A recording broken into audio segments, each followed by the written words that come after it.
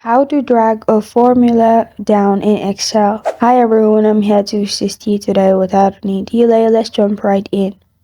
First, open Excel on your device. Here I have two sections, red and blue, and I want to sum this.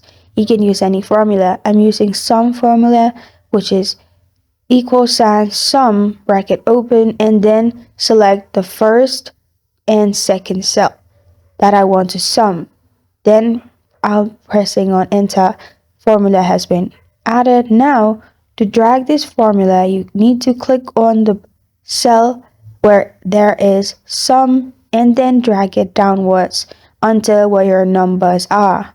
After you drag it, simply leave it after you're holding it, then you'll find your formula dragged. And this is how to drag a formula down in Excel. Thank you for joining me today. If this video helps you out, please leave a like and subscribe for more. Got a question or want to suggest a topic? Comment below. Thank you for watching.